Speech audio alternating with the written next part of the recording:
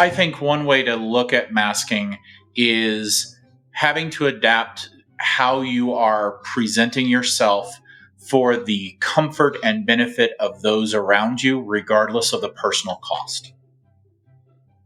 For me, as an autistic, that includes having to refrain from doing natural things and having to, in real time, translate in and out communication from allistic to neurodivergent, and then before I speak, from neurodivergent to allistic.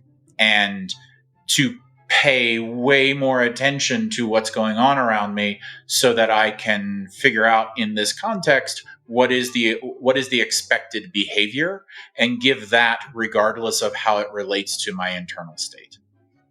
Welcome to Normalizing Non-Monogamy, the podcast where we interview incredible people from across the entire spectrum of non-monogamy to hear their fascinating stories. We strive to bring guests on the show who have a healthy approach to non-monogamy. However, it's important to remember that everyone does it a little bit differently, and the views and opinions expressed by our guests do not necessarily reflect our own. Additionally, we produce this show for entertainment purposes only. Please be aware that we aren't doctors or therapists. Consult a medical professional for anything regarding your health that you might learn about on the show. Enjoy! Welcome to episode 310. We're Finn and Emma, and today we have an interview with Anna, Andy, and Jay. These all three amazing humans are part of our community, which we'll talk about in a minute. And we've met them in person. Yes, they're incredible, incredible humans, and we're so excited for this conversation. But for a little bit of background, Anna and Andy have been together over 30 years. Jay has been open about 10 years, and the three of them are together in a poly V for about the last year. Yeah, and so some fun facts about this poly V, which, again, they're going to talk a lot about, but Andy has ADHD, and Jay is autistic, and Anna is both, and she is the hinge here in this dynamic, and it is beautiful, and that's not the only thing that these people represent, but it is a big part of this conversation is how they have embraced their neurodivergencies, and then woven them together in an amazing dynamic. We also talk so much about coming out of intense religious upbringings, meshing the different neurodivergencies, being metamors and what that means, finding and building community, and deconstructing the patriarchy, autonomy, ownership. Just a few lighthearted things. Yeah, so it's a pretty it is a doozy, but I'm amazed at like how actually light and beautiful it is, considering what we talk about. So, for sure. Just a huge amount of gratitude to all three of you for coming on, for sharing your story, and for bringing your gift into our community. We are so grateful. Thank you. For anyone who is a premium subscriber, we're going to jump into the interview now. And for anyone else, we're going to go through a few announcements. So the first thing we want to talk about is the premium subscription. And we're going to do that a little differently today because why not? Why not? So first up, I want to read 2 of the ratings that we've had left for us recently on iTunes because I think they're both amazing. The first one, 5 stars. Love your podcast. So inspiring and amazing to hear all the different ways to do love. Woohoo! Next one, 1 star. Unbearable. 8 minutes of crap until the podcast starts. The advertising is more important than the message. Yeah. Not actually true. The real story is the advertising is the only reason that the message can exist out there in the world. And so, thank you to all of you who are part of all of the different things that we offer, part of our community. You show up to our virtual meet and greets, and you contribute even though you don't have to. We are so grateful. Maybe you are a premium subscriber, which is a couple of bucks a month, and you can find out how to sign up there on the homepage, and then you get to skip all 8 minutes of crap and get right into the other, 60 to 80 minutes of amazing content that are the other without advertisements in the interviews, without any single advertisement. So that is our little soapbox about how podcast advertising works and why all of you listening are so grateful. And actually, if you all want... We're so grateful Why we're so grateful. You're grateful. Everybody's grateful. If you want all of this to go away, here's how we do that. Every single one of you listening, you go sign up for the community and go get an STD check test, and we'll make the advertising go away. If all of you did that. If every one of you did that, we'd be good. If you want to sign up for the premium subscription, go to our website, normalizingnonmonogamy.com, scroll down on the homepage, and you can sign up right there. Next up, we want to remind you there is a virtual meet and greet coming up. Actually, that is Friday. It's this Friday, October 20th from 6 to 8 p.m. Pacific. Do the math to your time zone, please. But you can sign up on our website under the events tab. And these are open to anyone. You just must be open-minded and respectful. Come join us. We use Zoom breakout rooms to send you all into little groups with a talking point to chat and get to know each other. And then come back and we do it all, scramble the rooms and do it all again. So it's a super wonderful, fun time, meeting and greeting lots of different people. We'll see you Friday. Come sign up, join us on Friday. Next up, we want to remind you all about the community. We're not going to talk about it a ton here because actually Anna, Andy, and Jay talk about it a little bit towards the end of the conversation and what it's meant to them. But if you're so inspired you want to join us, please do head over to our website, click on the community tab, and right there you will see a button to fill out the application and join us so you can get in on all of the fun, amazing things, our monthly Q&As, our monthly men's and women's groups, our weekly men's and women's groups, and all the other fun stuff that we make happen. Yes. Under the community tab on our website. We already said that part. Did you say that? We said that. I may have tuned out for a minute. 8.5 minutes of crap. No wonder. You just added to it. I added a little bit. It was just a quick reminder. Go to the community tab. While you're on our website, we would also love for you to check out our favorite way to get tested for STIs. It is stdcheck.com. It is fast and simple, discreet, and it's a really easy way to get tested. It's the service that Finn and I have used for years. You hear us talk about it all the time. By using the links on our webpage, you get a discount on a 10-panel test, making it only $129, and you support the podcast. So we really appreciate you using the links on our website. And the last thing, one more way to find community. And that is one of our favorite resources. We don't talk about it a ton, but we've really grown to love the Bloom community app. The founder of Bloom lives near us, and we're sort of embedded with a lot of the different stuff that they do. And one of those things is we have been co-hosting the speed dating, the non-monogamy speed dating in Oakland for the last couple of months. I did it with Emma the first time, and I've been doing the last ones with Marie Tween. You may remember her from Focus Fridays episode 2.5. She is a dating coach and a compersion researcher and an all-around amazing, wonderful human. And we will be there tomorrow, Thursday, October 19th, and it's going to be a hell of a good time. So if you're in the East Bay. In the East Bay. So if you're in the Bay Area, please come check it out. We would love to see you and meet you and have a wonderful time. And you can find out more information in our podcast player show notes or on the Bloom app. Highly recommend you download it. It's the app actually that Anna, Andy, and Jay mentioned a few times in here, and we thought we would just plug it one more time since there's some good overlap. Yes. All right. Enough of the crap, Emma. I was like, we kept it under 8 minutes, so it's less than 8 minutes of crap. It is. So reach out to us, send us an email, send us a voicemail. We would love, love, love to hear from you. Or head over to iTunes or wherever you can leave reviews and leave us lots of 5-star reviews, and we'll read them maybe if they're amazing. Yeah. All right.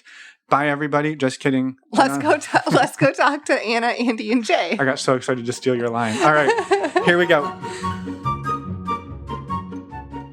Well, I'm excited to be here. Welcome, Anna, Andy, and Jay. We're excited to talk to you today. We would love for you to start by introducing yourselves in whatever, I guess, order and fashion you'd like to do that.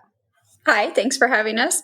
I'm Anna. I'm 47. I'll be 48 next week, and I live in Colorado. I am a queer, autistic, and ADHD cis woman. Perfect. Well, happy early birthday. Yes. Thank you. I'm Andy, 48, also Colorado, and cis straight ADHD as well. Wonderful. And Jay? I'm Jay, and I am a cis hetero white guy. I mean, let's just put that out there. I am, however, autistic, and that was something I discovered as part of my poly journey, it turns out. and I'm in Colorado, but I am also a digital nomad. And so my RV is here right now, and my friends frequently ask me as soon as we get on FaceTime or Discord or whatever, so where are you on the planet right now, Jay? I love it. And I think that's a perfectly valid question to be asked. We've been those people often where they're like, where are you? Where are you going? Where are you coming from? How long are we going to see you for? Yeah. We're familiar. Well, I love it. And you kind of spoiled it there by saying it was part of your poly journey. So clearly the three of you are non-monogamous in some way, shape, or form. And we would love to talk about that today. Shocking. And so maybe that's what this podcast is about. That is it. This is not the Digital Nomad podcast. Although that's interesting, and we still love to talk about that. Exactly. We've had one of those too. Okay, so maybe best way to do this, based on our short conversation before we started, would be to start with Anna and Andy. Actually, maybe it's not. Maybe it's to start with the three of you and have you just sort of describe what the relationship dynamic between the three of you is today. And then we're going to go figure out how we got here. Well, we are a polyamorous V, and we're very, very kitchen table, probably more than we expected. And that's kind of grown as the things have gone on, I guess I would say that. Yeah.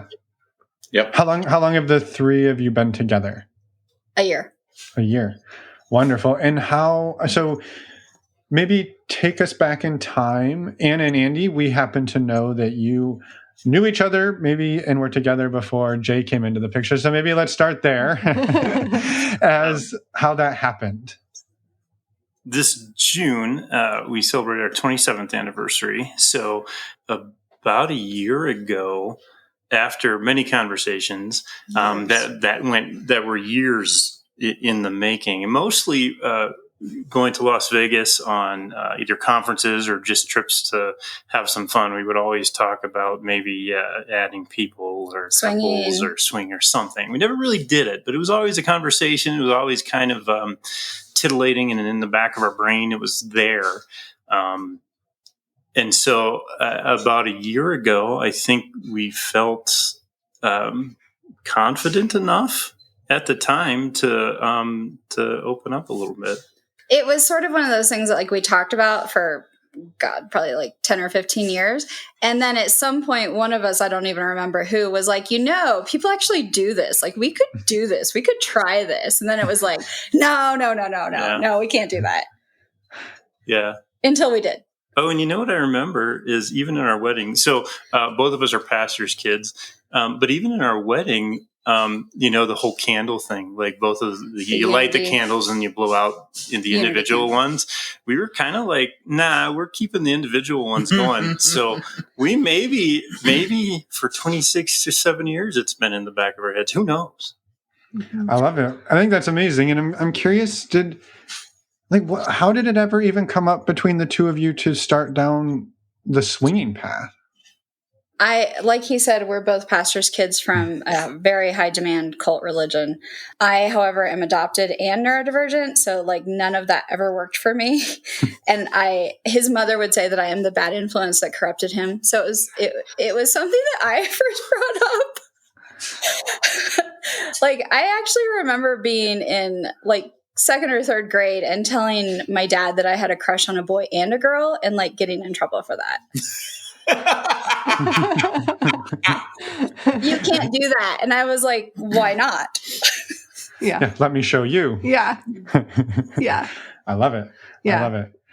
And not to gloss over the rest of your story, but maybe let's pull Jay in here, because I'm curious, Jay, when did non-monogamy come into your world for the first time? So the kind of official answer is in the 2005, 6 kind of time frame. I was hanging around a lot of folks in a college town that were into Euro games and role-playing games and just alt stuff in general. I know a lot of that's mainstreamed now, but at the time, it was very niche. Mm-hmm. And there were a lot of those folks that had pretty permeable boundaries between their relationships, even when it wasn't official.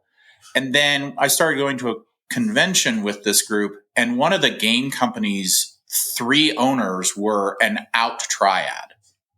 Okay. Like at the convention, everyone knew. Like they were very public about it, like in their business space, which was fascinating. I was actually thinking back, though, when we were talking about prepping for the interview, there was an episode of Star Trek The Next Generation in 1989 where the ending was these 2 groups of people were going to have to form a single colony, and the only way it would work is if the women had 3 husbands each. And there weren't enough men to go around, so the husbands were going to also do some sort of unexpressed and undescribed solution around that too. And I remember thinking at the time, yeah, that makes sense. No problem with this. Yeah. so like that was kind of maybe your first like thinking about it, and then back when you were you met that open triad, like that seemed. It sounds like what I'm gathering is that seemed pretty natural to you.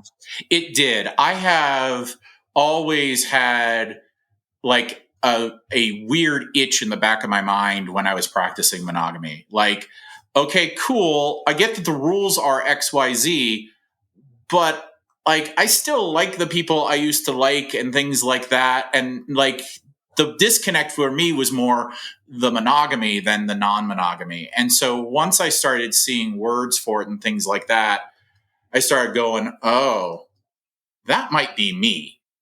And then around 2011, with a long-term nesting partner, we started a couple of year-long conversation about it. And then we opened up in 2013. So okay. I have been practicing non-monogamous, usually identifying poly. These days, I identify more relationship anarchy, but I kind of think those things are, again, kind of a semi-permeable boundary between those 2 terms in some ways, and have been doing this even when I was single, would go to poly meetups and munches and events and hang out with other poly people. I've been secondaries, I've been primaries. I've seen a lot of it over 10 years and have just more and more identified that that's kind to the degree that you can say it's an orientation or a facet of one's existence and person. Mm-hmm. I have come to identify that way. Mm-hmm. Yeah. Well, and it sounds like it makes a whole lot more sense to you. Yeah. Which is pretty common for neurodivergence. We're far more likely to not fall in line. Yep. We're learning that as we start to have more and more neurodivergent people reaching out to us or expressing it outwardly that is, because I think for a long time, right, there's been a lot of shame and closeting even around that, to say that.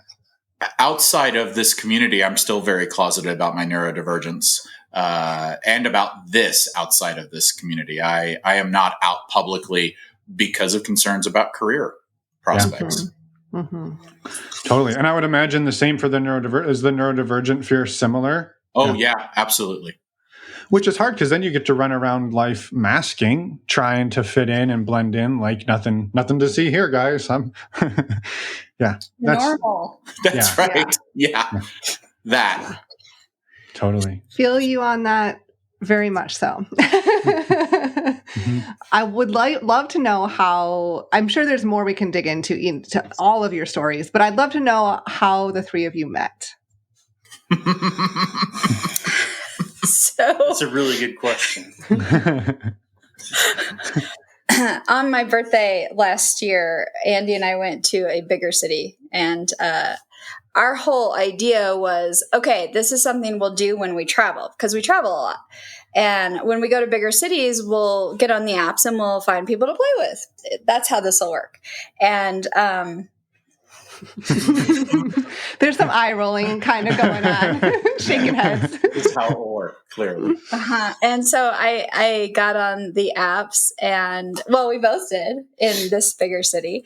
And the very first person that popped up on Bloom for me was Jay. And I was like, oh, I'm not really attracted to him, but he's neurodivergent, so yes. And then went about my life and didn't really like, I was sort of like, I'm not super into men, even though, I mean, even though you have 2 long-term relationships with them. Yeah. Got it. yeah, thanks. Didn't really have any other matches. And then 2 days later, he was on a business trip out east and he's like, hey. And then we started talking. And 2 weeks later, we went back to the city to meet. And have not really been apart a whole lot since. Not any more than we can help it. Yeah. Yeah. That was amazing. His nomadic experience is getting smaller and smaller. There's a very tight orbit around Colorado right now. Yeah, as it happens. And so you describe yourself as a V. Can you describe a little bit more about what that actually looks like for the 3 of you? I mean, if you want to be in all very E&M or poly speak, right?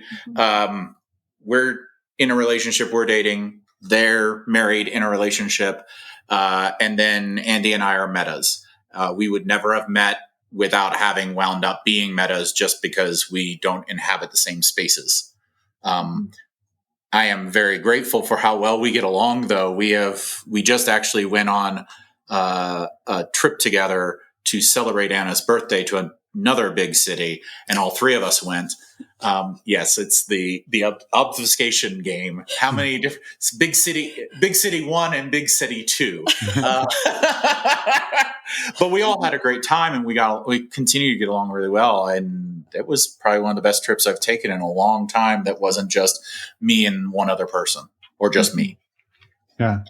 I love that. And I know when we do interviews with 3 or more people, it gets a little bit, it's not linear, and that's okay. We're good with that. And so I think what came up for me in this is, so Jay, you've been doing poly for a decade before you stumble into this V. But Ann and Andy, you're like, you've been theorizing about this for a long time, and then thinking it'll only happen on vacation, or even just, hey, this is a thing we could actually do. But then, this is a pretty serious, right? This isn't just, we're just gonna dabble in it. Like you've got a pretty serious relationship pretty quickly. How did you go 0 to that? It was super easy.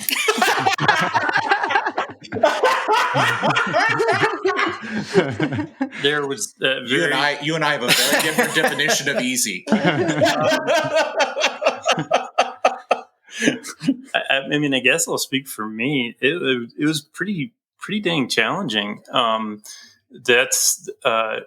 said that this journey kind of showed a light to the layers of systems inside me that I had no idea existed. I mean, I've been therapied for a decade or more and thought I was in a pretty good place. And some of the, it has been a journey to become more aware of patriarchal, doctrinal, old religious systems that still were kind of, to me, an unconscious influence. I'd like to think that I was participating in those systems that were just not healthy at all. And kind of breaking out of those has been it was a bit of a challenge. It still is, but I think up front it was quite a bit more of a challenge. Yeah. Are you open to talking a little bit more about that? Because I think that is such a common thread. Sure. Yeah. I think, but I guess what do you want to know? I could talk for the next 3 hours if you're really I guess kind of like, specifically, what do you? Yeah, maybe what were like 1 or 2 of the major things that you had to untangle to, I mean, because I'm sure there's 100 of them, right? But what were 1 or 2 of the ones that you're like, damn, this hurdle, like I just can't clear it. It's really a tricky one. So I think they're related, and I would kind of jump into that area of possessiveness and ownership, as well as, I don't know if you'd call it codependency or kind of a dependence on someone else for kind of your own identity. And so those two things for me have been a huge struggle, and they kind of intermingle because acknowledging and realizing that the amount of, let's go with discomfort, I felt when Anna would go on trips up front was way more than just kind of a normal I miss Anna. I mean, I think devastated is a safe word to use. And part of that was I didn't really believe in myself. And so just getting even to the point where I realized it's not necessarily about her being gone, that it's more about me not necessarily either knowing who I am or what I want without her, and kind of really leaning into that and that kind of a discovery that this became quite a bit easier. And also just acknowledging more and more all of our autonomies, and really trying to respect that more and more. Yeah. Yeah, totally. And I think there's pieces of that, or probably most of that is relatable for so many people. And I just feel like for myself, that feeling of, you can even logically look at it and go, okay, she's going away for a weekend, Emma's going away for a weekend, she'll be back. But there's also this like piece in your mind that's like, but what if? And then it's like, but what am I, and what would my life be? And this isn't the life I envisioned. I have all of these plans, and I'm a person who can look ahead 50 years and see the way the carpet's going to unroll, and it causes discomfort for me to think about, a grain of sand getting in the microchip. Yeah, for sure. And there was a lot of a lot of that, and just kind of like, oh shit, what if? And then also like just feeling not myself, and not confident, and not like I can't have fun, or I can't explore things on my own, and kind of moving past some of those really strange and codependent beliefs. Yeah. How were you able to move through those? Super easily. Yeah. I listened to this 30-minute podcast and I was good. Yeah. I think it was one of you guys's. So, win-win. No, I think just a lot of work, good, decent therapists. Switching up some therapists has helped. Reading. Together. Yeah, some couples therapy, doing a lot of reading, a lot of... I'm a bit of a masochist, I think, when it comes to... I think when it comes to self-growth. So I really try to dive in when I can, and I'm not... in fact, I think I maybe overdid it a bit because it wasn't... what is the word? Plateau? Integrating. Yes, thank you. It wasn't really integrating. I wasn't allowing that. It was more of a mental practice. And so starting into kind of integrating it with some somatic stuff too has been helpful. Oh, the somatic people from Southwest Love Fest. Oh, yeah. And then just a lot of... One of the best experiences was I'm kind of an experiential learner to a degree too. And so that Southwest Love Fest was huge for me, just because, and I know this podcast is normalizing non-monogamy. That really normalized this for me, because it was just a really positive experience. And just even outside the classes, the energy and the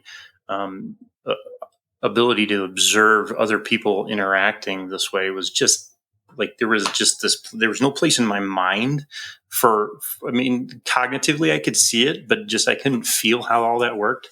And so that was a big thing for me. Well, and Andy, I've made the comment several times that the part of Colorado we're in is not near big city. 1, 2, 3, 7, whatever. And so there's not an established local, physical, present community.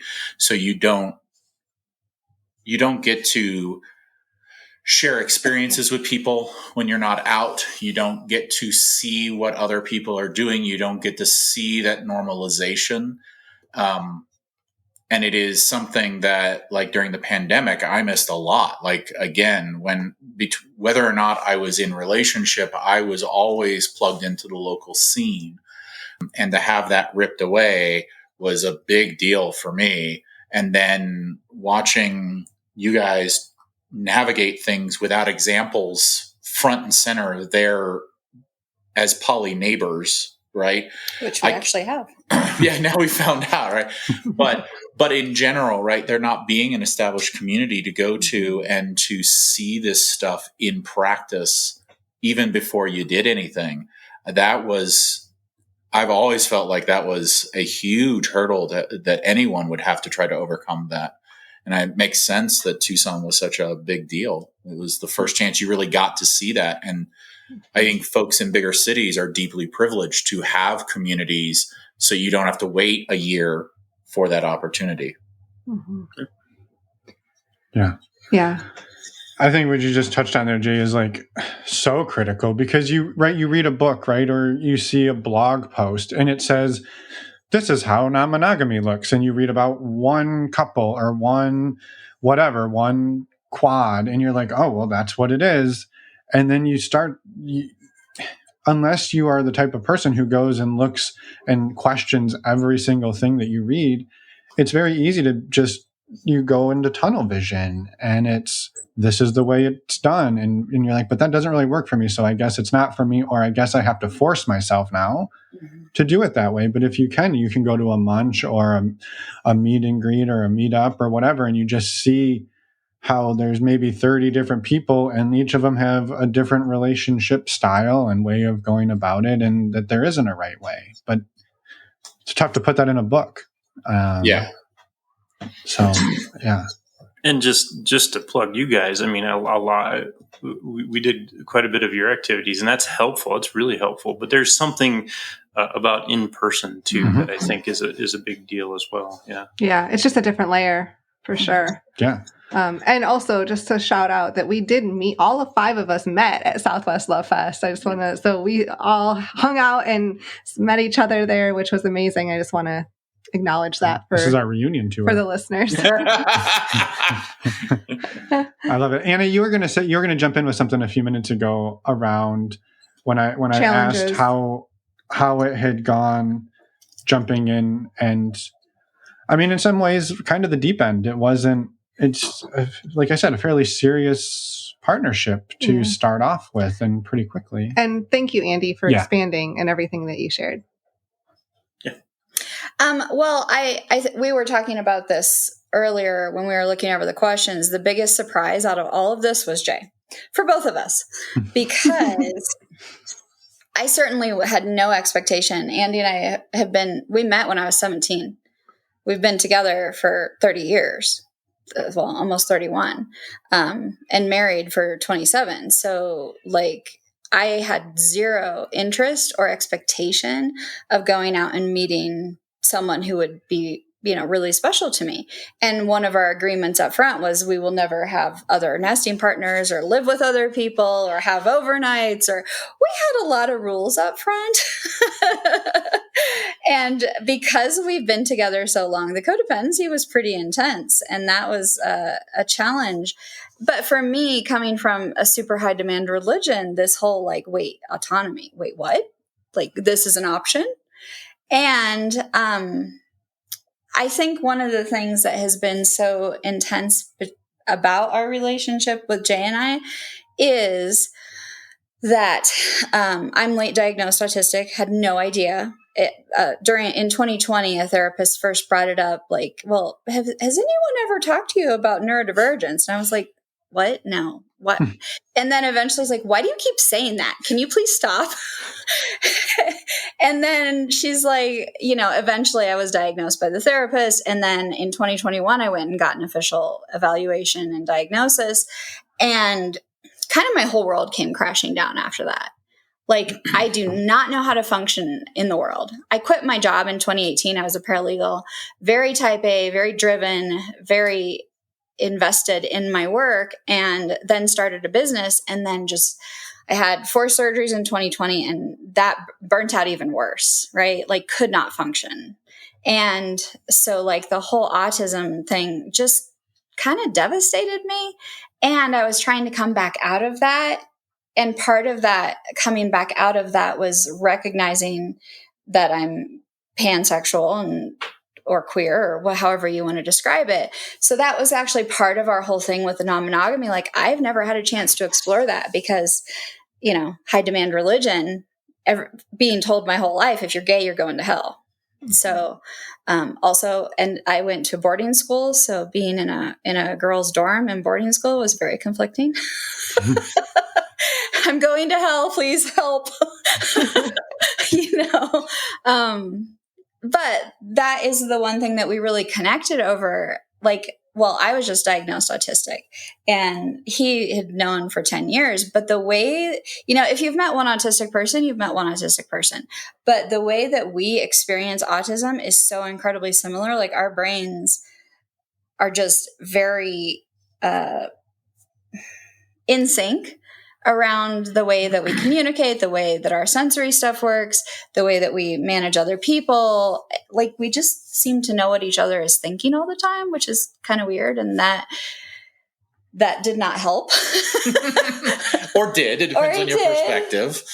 Well, but I can see how that would also be like super intimidating and almost destabilizing coming into a 27-year relationship or more. And all of a sudden it's like, I mean, I will just say, like, this is not exactly this, but this is something that Emma and I have been learning about, is how differently our brains work, right? And we've done, in many ways, a good job of building a life together. But when we stop and look back at it, it's like, there was a lot of masking. A lot of both of us not doing things that felt great, a lot of that going on. And then when we've seemingly maybe met other people, whether they've turned into relationships or not, where like my brain and their brain clicks, or her brain and their brain clicks, and it could even just be friends. It's just like, it's almost like lights coming on, just like shining down from whatever's up there, right? And you're just like, this person gets me in a way that, like, we don't, we get each other, we've learned each other, but we don't just like click like that. We have to work hard for our pieces to fit together. And like, that can really fuck with your head. Yeah. When somebody else rolls in within like 5 minutes, you're just like finishing each other's sentences and you're just like doing all this and you're just looking like, oh, what the hell is going on here? So, yeah. That is very well said. so Andy agrees. Yeah. Yeah. So it is kind of interesting, though. Andy has ADHD. Jay is autistic. I have both. So, like, Andy and I have learned over the years, but I don't think I would have ever been able to unmask to the degree that I have been able to if I hadn't met Jay, because there was pushback. There was like, well, okay, but you've been this way for 25 years. Why are you changing now? And that was really hard for us to navigate. Actually, one of the resources, I just found this book. It's called The Autistic Partner Handbook, How to Love an Autistic Person.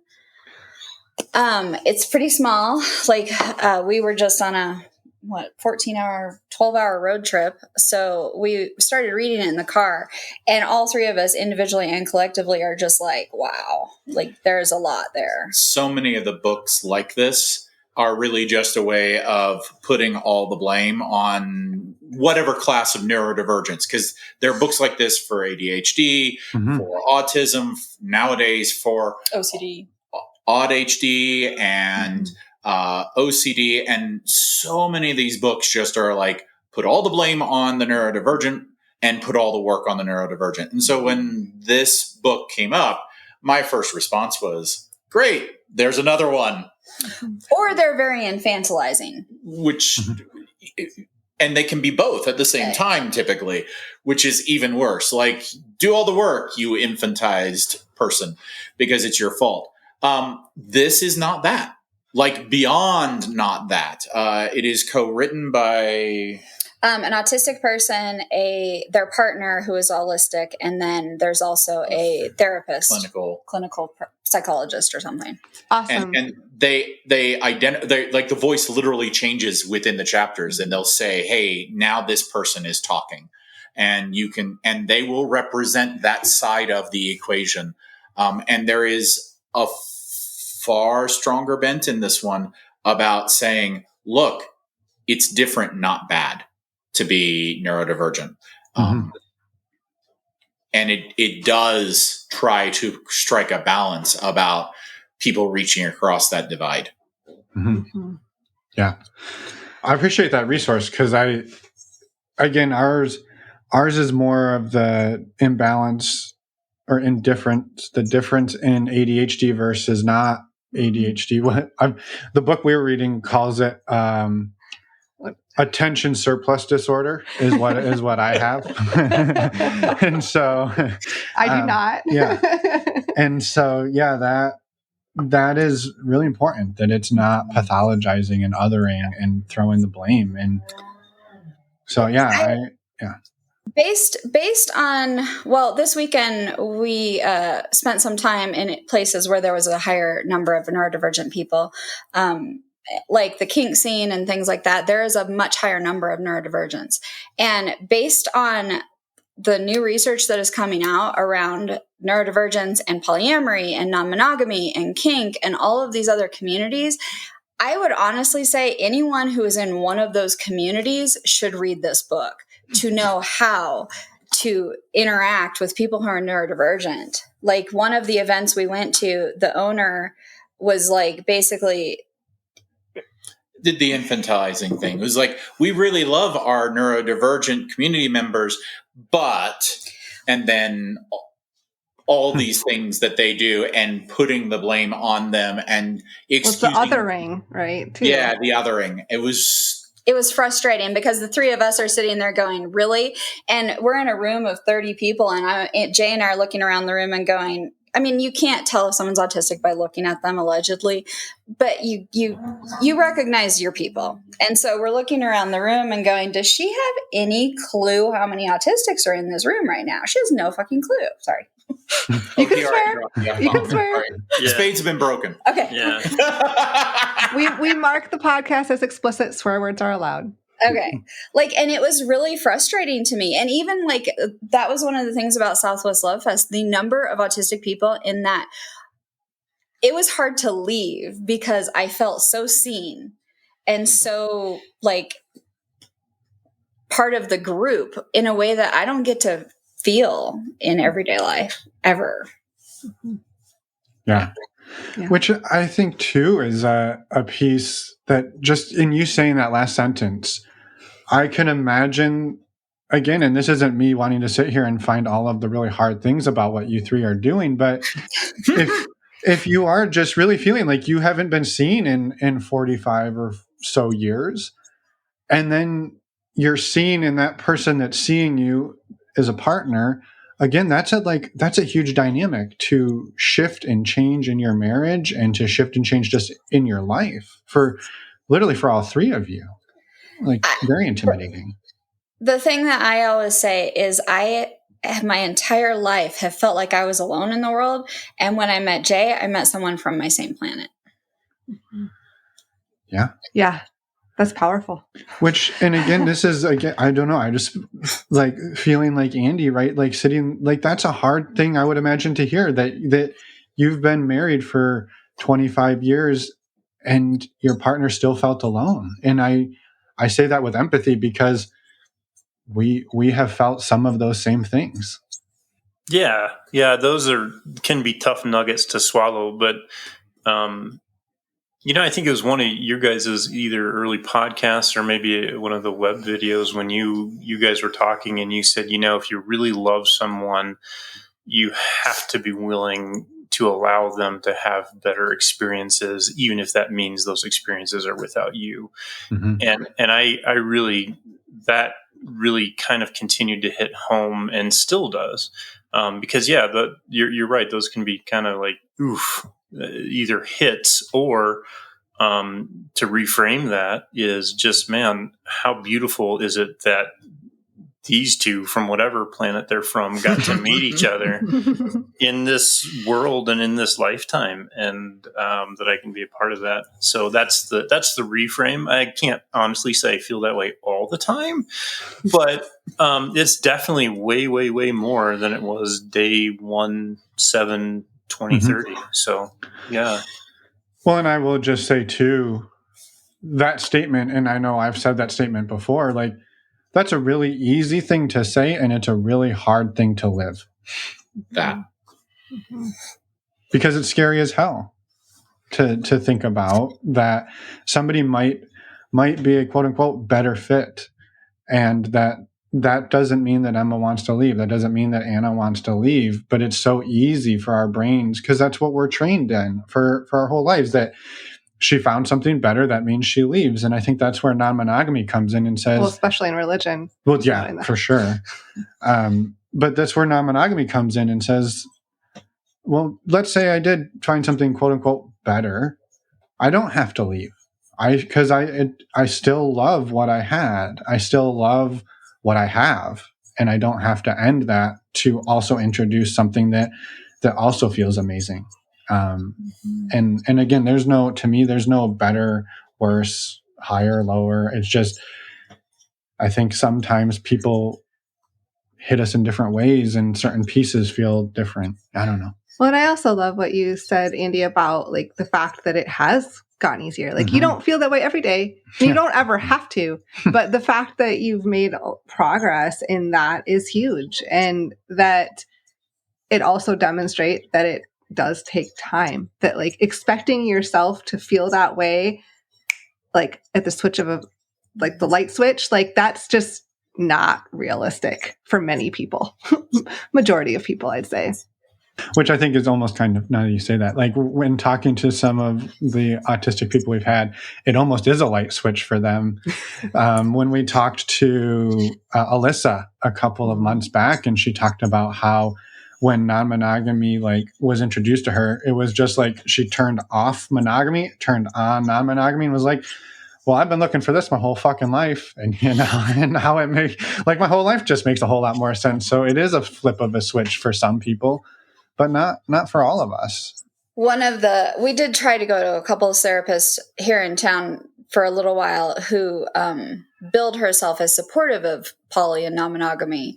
But I think she was helpful in a lot of ways and not as helpful in some ways. But the big takeaway that she really helped Andy with that really kind of changed direction for us was she kept telling him, look, your wife is autistic. Like this works for her brain. We have more and more research that shows that neurodivergent people do really well in non-monogamy. So like his frustration was that I was halfway up the mountain and he was still at the bottom of the hill trying to go, how do I do this?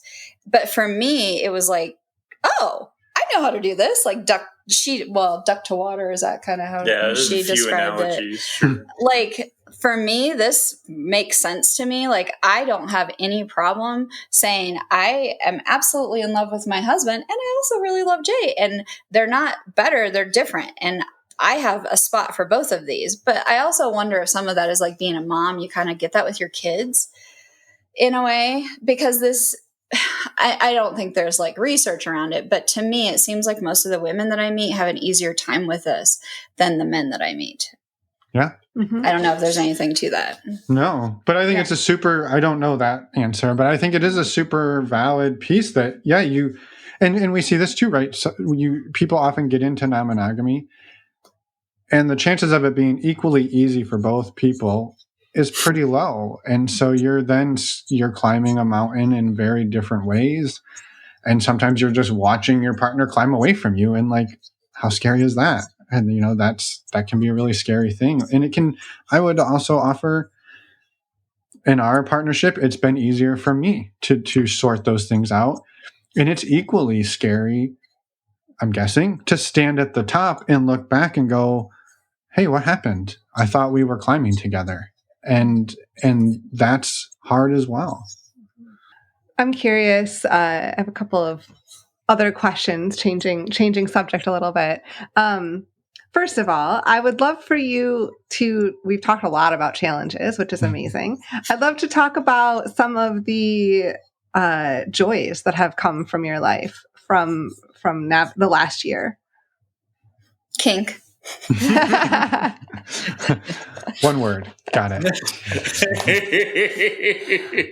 That was something I didn't really have the ability to access before. There are things that I'm interested in doing that Andy was just like, no. And vice versa. There are things that he was interested in learning about that I was just like, I don't really want to do that.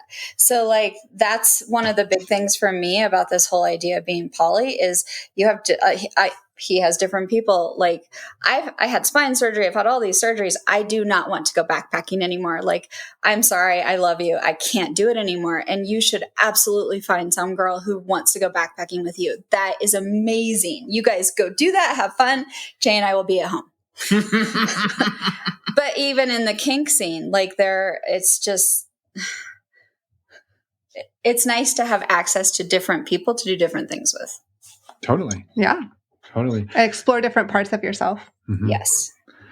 And I'm curious, Andy, too, have you, in that same thread, have you started meeting and also exploring, polyamory or non-monogamy for yourself in your own way? Yeah, a bit. Not quite as much. Back to the not populous town, and also my framework around dating and is 30 years old and very tied into high demand religion. So that's not something that comes naturally to me very well. Had some not great experiences. So we kind of moved past those challenges. So we won't talk about challenges, but awesome growth opportunities around that. And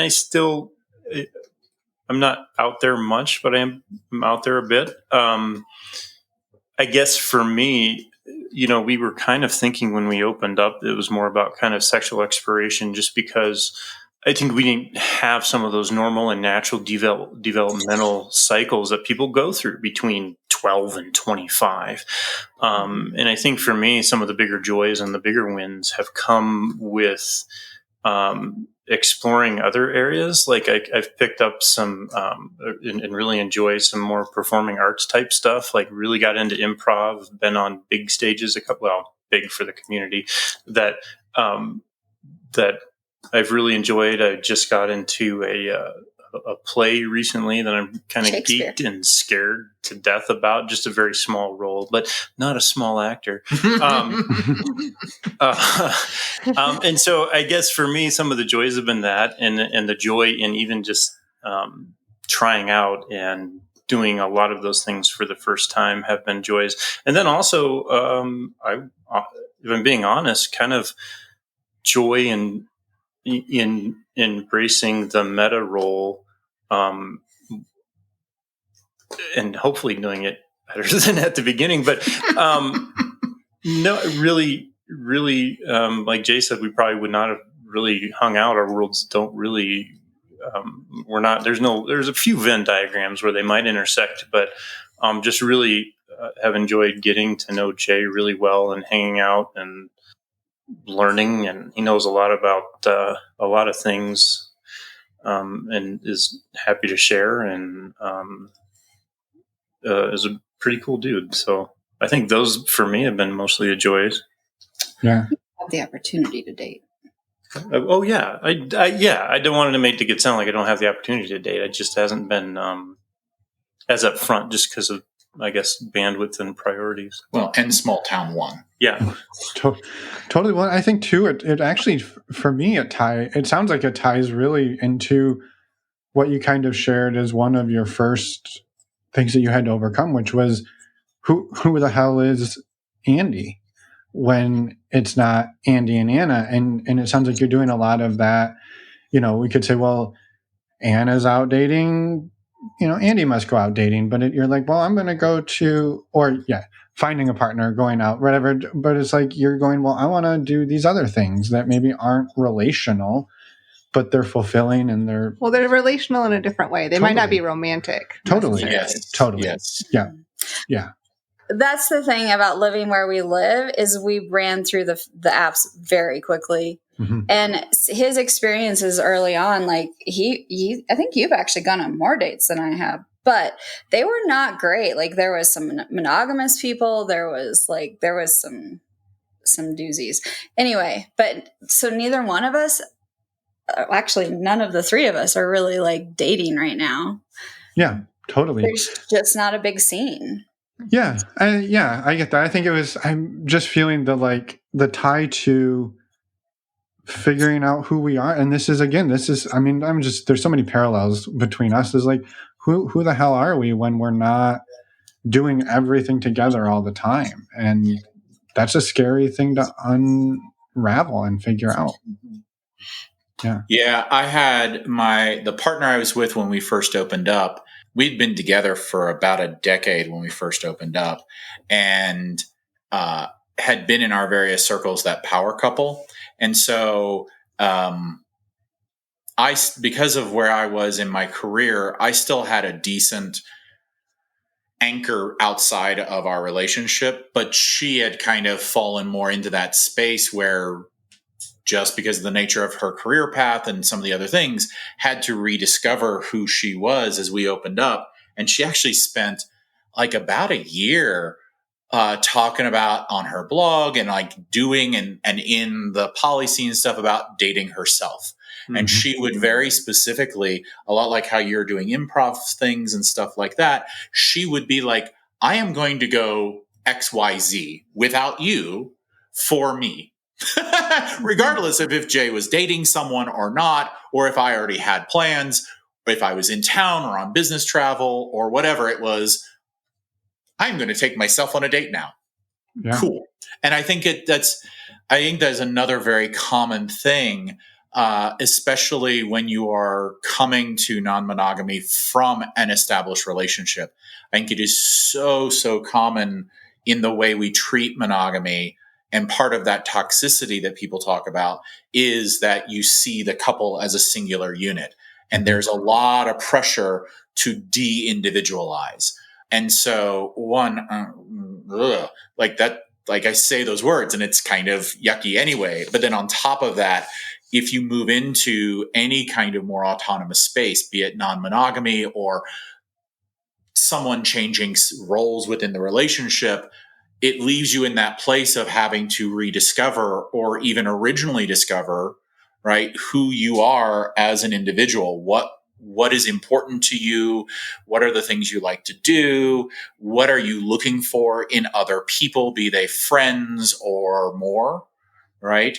Or whatever. And so, I mean, I respect all the work that you have been doing. Thank you. And I love getting to come back, I love getting to go to your shows. And even if it requires like making a trip because we're on travel or I'm orbiting some other city for a little bit, I'm always thrilled to get to come back and watch your shows. And I am super happy for you getting cast. That's awesome. You. Yeah, no, I think that might have been for me one of the most moving and meaningful things is that they were out of town and at big city number, I forget. But I had a show on a Saturday night and it was one of the biggest ones I was in. And they made for Pride. They made the effort to come up and watch that and then left the next day. That was a really meaningful thing. You also killed at that performance. That was amazing. I am fucking hilarious. Just ask me, right? But no, I think that would fall under kind of one of these things that you would never expect something like that to really touch your heart and be that meaningful. And I don't think that you could have that experience in a regular life world. And so that's one thing out of this experience that has been really incredible. Mm-hmm. I love that. Yeah. And I don't want to skip over Jay. I know Anna's answer was a single word of kink. For Joy's, Jay, what's been some of the joy for you in coming into this relationship? I mean, even after having a decade or more of non-monogamous experience. So one of the pieces is being able to have someone to share my actual authentic self. Like you guys talked about early on when we were talking about the autistic experience, I am used to doing a lot of masking. I've had relationships where I was expected to mask every minute I was awake. And to have an important romantic relationship where not only do I not have to mask, it is perfectly acceptable to be my autistic self, even if that means breaking my ankle at Disneyland because I'm a klutz. And it was just my turn to be the one to fall off of something. And in this time, I got to actually go to the doctor afterwards. Yay. But it's okay. I cannot tell you how many partners I've had that were Autistic who I would have gotten shit for a year or more out of what happened. And not a single, like, just, yep, that happened. Are you okay? It's normal. For all of the conversation here about normalizing non-monogamy, it's the normalizing being autistic is one of the big things for me. And I would say the other thing, and which is why I even signed up in Bloom in the first place, was community. Like I said, I had spent the pandemic, like we all did, without access to my communities of importance, and to get to have people to share things with, like to help out or be helped out, right?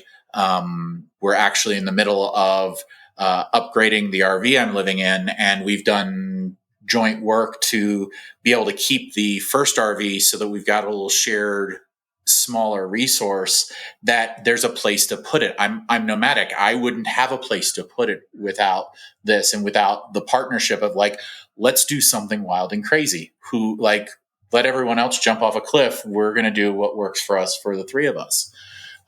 Or to help out with projects around the house and stuff, right? That sense of community, or let's go on a road trip and go to the kink clubs and things like that. I missed having that kind of community. And so I've also deeply, deeply appreciated and celebrated all of those moments. They just rebuilt our deck together. Awesome. That's amazing. Thank you for that, Jay. And just thank you all for touching on that and for just sharing. I'm also curious, at one point you did mention kids, and I'm curious in general and also religion. So like one would assume that in a small town that it can be hard to be yourselves and be out there. And I'm curious how you've all navigated. Now, Jay, you mentioned you are closeted with, like, in work and everything. And how have the three of you handled that in both in family and friendships and community? I guess I'll speak to the family part. So part of the reason we never opened up before was because we have kids. They're grown now. They're now 21 and 25. And it was like, well, we can't really do anything like that until the kids are out of the house. Then the pandemic happened and we weren't sure that our youngest would ever leave our house. We did have to, like, tell them pretty early on, just because we were starting to run into people on apps. And we didn't want our kids to see us out on a date or one of their friends, because, I'm honestly related to half the town. But I'm also the weird one. I'm the redheaded stepchild, literally, because I'm adopted. Like, I've never fit in with these people, but I am related to half the town by adoption. We did not want our kids to hear that we were with someone else and think that we were cheating on each other. So we did have to tell them. And, we just asked a therapist for advice, and, hey, kids, we're non-monogamous. And they were like, oh, we've known about you guys forever. And we were like, okay, but we literally just opened up. The other thing that makes it interesting is that one of our kids is actually in a poly relationship. So we were like, what are they going to say about us? Yeah. Right?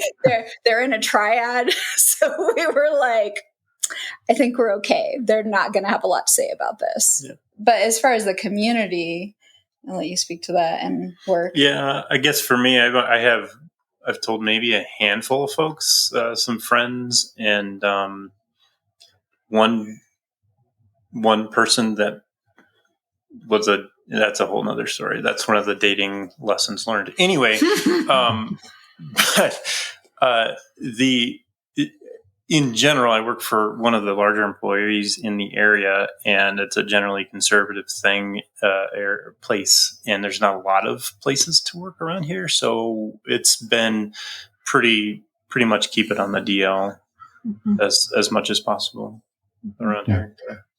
Yeah, you walking that line of you want to be authentic, want to be yourself, want to share with people, and you live in a really small conservative town, and there's with jobs in conservative areas. Like that's definitely a consideration, and for a lot of people out there.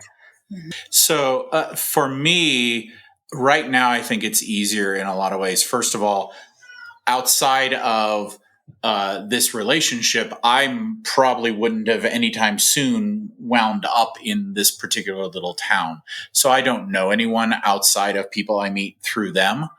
And there is zero connection between my personal and professional lives and this small little town. So whatever degree of safe being out in town is safe at the moment, I can be with 100% certainty because I'm not going to run into anyone. And then on top of that, I work remotely and I work for myself. And so my customers are on the other side of the country, and it is exceptionally easy to partition off that space. I just don't talk about anything personal with them outside of where is the trailer parked, because everyone wants to know. Even my professional contacts, they are very amused by this idea that I call them from random places. What are you doing there? And things like that. So, but outside of that, I just fully partition my personal life. No one in my work life knows ever whenever I have a partner of any kind. So then I don't have to ever explain why I have two of them if I have two of them at the time or whatever. Mm-hmm. Right? Yeah, makes sense. Another piece of that, though, is that like when we are at home, like we kind of just keep it on the down low, but like he's more often based in a bigger city, or I travel with him and then we're here. Like there's a lot of fluidity. I work remotely too. So if he goes on travel, I'll go with him, and we're in a bigger city where no one knows us. Yeah.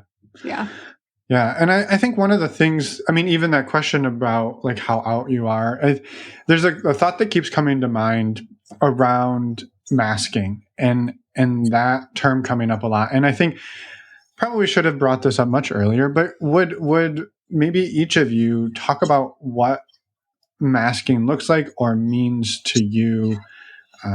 Because I think it's a really important thing. And you kind of touched on it there, Jay, around like, you know, you break your ankle or sprain your ankle, you know, at an amusement park, and that even that is a big change for you, how you get treated in the aftermath of that. And listeners may not be familiar with the term masking. Yeah. I think one way to look at masking is having to adapt how you are presenting yourself for the comfort and benefit of those around you, regardless of the personal cost. For me, as an autistic, that includes having to refrain from doing natural things and having to, in real time, translate in and out communication from allistic to neurodivergent, and then before I speak, from neurodivergent to allistic. And to pay way more attention to what's going on around me so that I can figure out in this context what is the expected behavior, and give that regardless of how it relates to my internal state. I guess if you could call that a definition, fine. That's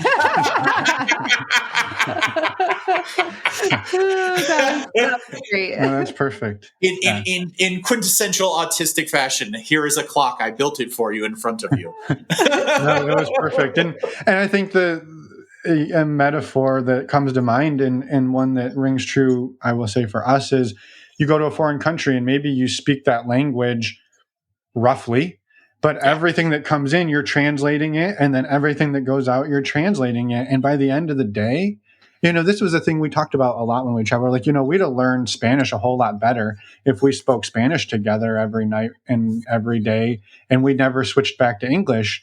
But like, damn it, it's exhausting. Like you go through 7 or 8 hours a day of trying to translate, and you get to the end and you're like, don't talk to me. Yeah, it'd be good if you just didn't. Like, I don't wanna. I would say that's the best analogy, is that it takes so much more energy to try to think about what you're doing, what you're not doing, and trying to interact with other people. Like you look at that sign and you have to mentally calculate it in Spanish to English, right? And it does take that level of energy. And like one of the arguments between us at the beginning was Andy would say, well, you're going on a vacation. And it's like, well, okay, but it kind of is a vacation from my brain. Yeah, I've heard that term before. You're thinking about vacations. Like it was really hard for me to go from being at home and masking to being with Jay where we don't mask. Like from the beginning, we were like, we're not doing this, right? So like we just don't mask around each other. And when we are together and out in public or traveling, we don't mask. And I'm sure people are like, oh, what is this? Because we're a little weird, but we just like when we're together, we don't even care. We don't even think about it. And that's kind of funny. Like when the three of us travel together, there is some level of masking, but not as much. Like I am becoming more comfortable with not masking around Andy. But when you've been with someone for 25 years, how do you start to unmask? Like I would do things and he would be like, what are you doing? You know what I mean? And it's not that he was upset about it or shaming me or whatever, but there is some level of like, why are you doing that now? Yeah. Like, what is this change? Like I didn't know this about you before. Yeah. And it's also like when you get into the habit of doing things. So it's like, wait, do I really want to do this? Or am I masking right now? Oh, I'm masking right now. Okay. I'm going to try to stop doing that. And so it's like in small increments and baby steps into learning how to unmask around the person that you've been with for 3 decades. Yeah. And then being the person watching this, cloak come off. Also, I mean, I'm watching this real time right now in my relationship with Emma, and I'm guessing there's some ways she's watching the same thing happen for me. And so that's scary as well. Yeah. Yeah. Yeah. And I think that dovetails a little bit for me into some of the, my own little ADHD fun. One of my special tricks is rejection sensitivity. And so I've kind of learned, I don't know, it fits under the masking category, but really trying to retrain the thought processes and the reactions away from like you said, Emma, you've changed. What is that? And for me, a lot of times is you've changed, and then it's like, why did you change? Why are you changing? Am I doing something wrong? You're happier with someone else, right? And that's why this is in just those kind of those spirals of unhappiness, and really that's sort of those traps that the old mind can get you in. So that's for me. That's kind of what has been the reaction to some of the unmasking, I guess. But you mask too. Even people with ADHD do some level of masking. Oh, absolutely. So he's even been on his own journey of unmasking. Yeah. Yeah, for sure. Yeah.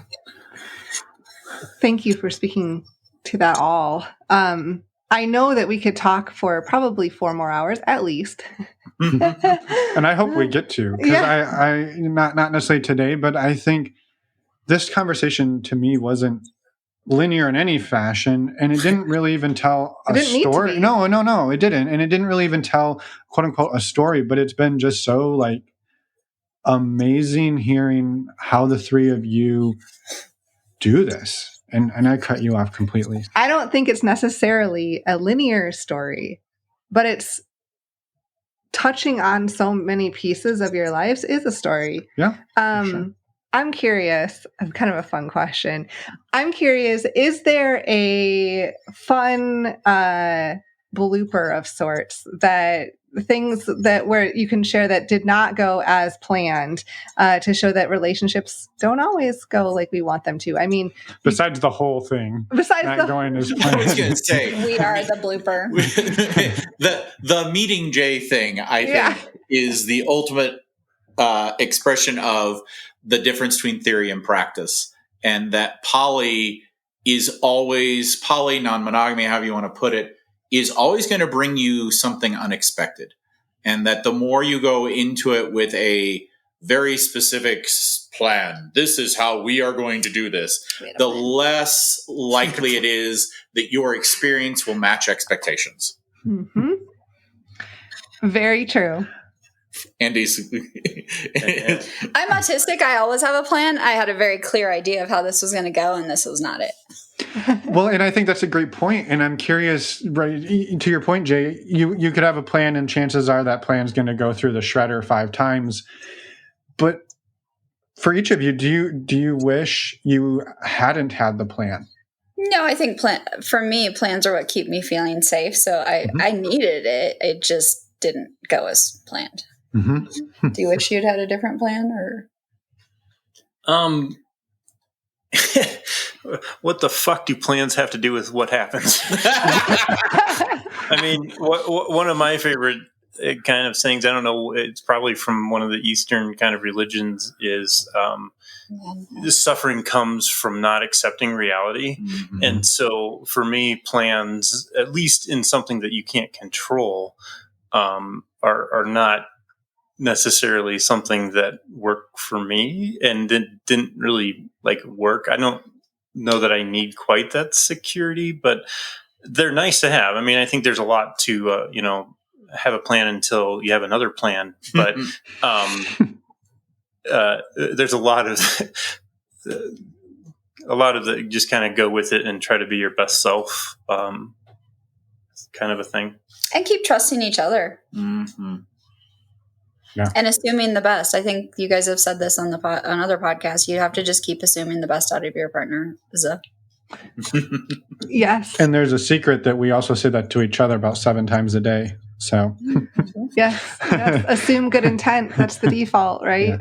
Yeah. Yep. Yeah. Which is not always easy. Yep. Sometimes. Another one of those easier said than done. Yeah. Yeah. Because all of the shit gets in the way.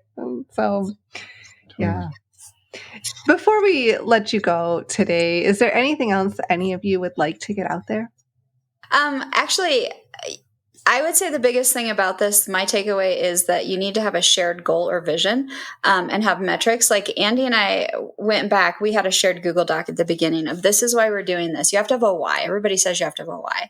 So we actually did that. Or, before we opened up, we said, this is what we want out of this. This is what we're looking for.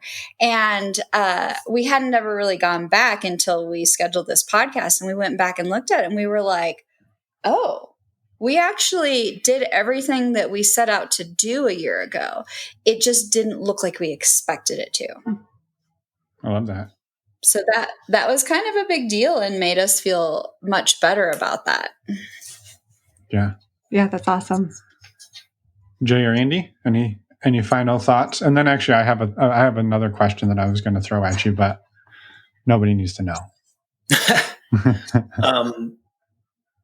I don't know. No words of wisdom. You've had plenty. It's all right. You're off the hook. No. Tips. Yeah, sure. I mean, I think, not being afraid of accepting that your own self-image might be completely wrong and leaning into that will be a big deal. Mm-hmm. That's a huge statement. Thank you. Yes. Yes. I think the one of the things that I hear at a lot of poly meetups and discussion groups is the question often gets asked, is there something you would tell your baby poly self based on where you're at now? And one of the answers that I like to give to that holds true every time I say it is, be prepared for the fact that poly shines a light on everything. There are corners of your life that you will have forgotten are hard or are interesting or challenging or simply that even exist. And the nature of adding more people and facing some of the challenges that just are inherent to that in a society that doesn't support it. And I think it's really more about that than the inherent challenges. Humans are not necessarily monogamous by nature, so this is really about the culture. That when you face those things, it's like turning on the bright work lights instead of the pretty stage lights, and you're going to see a lot of stuff that you had forgotten or that you didn't know was there, and that it's just part of the process, and to be forgiving of all of that new, what seems new to you and had been there all along, because it's just a part of the process. Yeah, totally. Yeah, I appreciate that as well. Yeah, thank you. So my last question, because we often talk to people who have work to plug, and none of you are plugging your work, so we're going to plug our own work because you all met us at Southwest Love Fest, and you're part of our community, our virtual community that we are always trying to expand. And we wanted people to know that these are the types of amazing people who you could hang out with on the daily in our community. But I would love any of you to share maybe just a little bit of your experience in the community, what it's brought to your life over the last year that you've sort of been part of it and navigating this. And I know you've talked a lot about how important community has been in general. I think for me, the podcast and just hearing other people's stories have been helpful. And I mentioned that saying that you kind of said that's one of the ones that I kind of repeat, and that's been a big one for me in the calls and some of even the fun nights. I forget what you call them. They're all funny. They're all fun, of course. meet and greet. Everything is fun, obviously. But the meet and greets are kind of always a nice kind of break, especially in kind of a small town. So I've been appreciative of those events personally. I would say the whole experience of Southwest Love Fest, like going into it and knowing that there was going to be other people there that we knew. When we've gone to bigger cities, there's been a couple of times we've met up with other people.